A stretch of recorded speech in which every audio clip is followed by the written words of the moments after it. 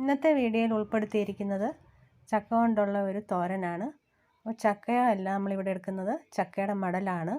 അപ്പോൾ അതുകൊണ്ട് നമുക്ക് തോരൻ എങ്ങനെയാണ് തയ്യാറാക്കുന്നതെന്ന് നോക്കാം. അപ്പോൾ അതിനായിട്ട് ഞാനിവിടെ ചക്ക മടൽ ചെത്തിയെല്ലാം എടുത്തിട്ടുണ്ട്. ഇത് നമുക്കൊന്ന് വെള്ളത്തിലിട്ട് കഴുകി കുക്കറിലേക്ക് മാറ്റാം. ഇനി ഇതിലേക്ക് ഒരു അല്പം ഉപ്പ് ചേർത്ത് കൊടുക്കാം. ഇനി ഒരു 1/4 ടീസ്പൂൺ മഞ്ഞൾപ്പൊടിയും 1/4 ടീസ്പൂൺ മുളക് പൊടിയും ചേർത്ത് കൊടുക്കാം. എന്നിട്ടിത് നന്നായിട്ടൊന്ന് ഇളക്കി കൊടുക്കുക. അതിനുശേഷം ഒരു 1/4 ഗ്ലാസ് വെള്ളവും കൂടി ഒഴിച്ച് അടുപ്പത്ത് വെച്ച് ഒരു വിസിൽ വരുന്നത് വരെ നമുക്ക് വേവിച്ചെടുക്കാം. ചക്കമടൽ വൻപയർ തോരന് നമുക്ക് അരപ്പ് തയ്യാറാക്കിയെടുക്കാം. അതിനായിട്ട് ഞാൻ കുറച്ച് തേങ്ങ തിരുമ്മി എടുത്തിട്ടുണ്ട്. ഇതിലേക്ക് ഒരു 1/4 ടീസ്പൂൺ ജീരകവും 2 പച്ചമുളകും കൂടെ ഇട്ട് കൊടുക്കുക. ഇനിയും കുറച്ച് വെളുത്തുള്ളിയും കൂടെ ചേർത്ത് ഇതൊന്ന് ചതച്ചെടുക്കാം. ചക്കമടൽ നന്നായിട്ട് വെന്ത് വന്നിട്ടുണ്ട്. ഇനി ഇത് ഒരു പാത്രത്തിൽ ഒരല്പം എണ്ണ തൂത്തിട്ട് അതിലേക്ക് ഇട്ട് കൊടുക്കുക.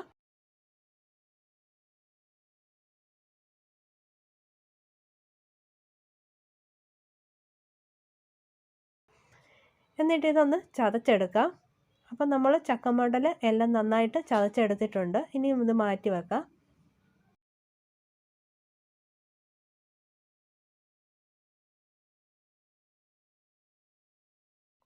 ചക്കമടൽ വൻപയർ തോരന് നമുക്ക് കടുക് വറുത്തിടാം. അതിനായിട്ട് ഒരു ചീനച്ചട്ടി അടുപ്പത്ത് വെച്ച് കൊടുത്തു. അതിലേക്ക് കുറച്ച് എണ്ണ ഒഴിച്ചു കൊടുത്തു.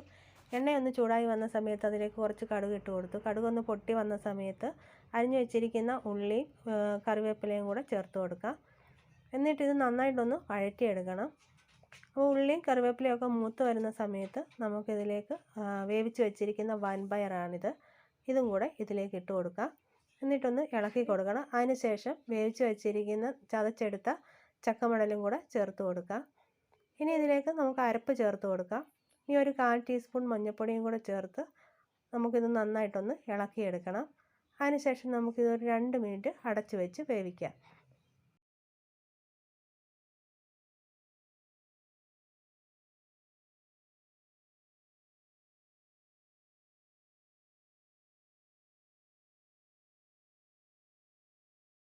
അപ്പം തോരൻ അടച്ച് വെച്ചിട്ട് ഒരു 2 മിനിറ്റ് ആയിട്ടുണ്ട്. ഇനി ഇതൊന്ന് തുറന്ന് നന്നായിട്ടൊന്ന് ഇളക്കി കൊടുക്കാം. ഈ സമയത്ത് നമുക്ക് ഉപ്പ് വേണമെങ്കിൽ ചേർക്കാവുന്നതാണ്. എന്നിട്ട് നന്നായിട്ടൊന്ന് ഇളക്കി കൊടുക്കണം. അങ്ങനെ നമ്മുടെ ടേസ്റ്റി ആയിട്ടുള്ള ചക്കമടൽ വൻപയർ തോരൻ ഇവിടെ റെഡിയായി കഴിഞ്ഞു. എല്ലാവരും ഇതൊന്ന് ട്രൈ ചെയ്ത് നോക്കണേ.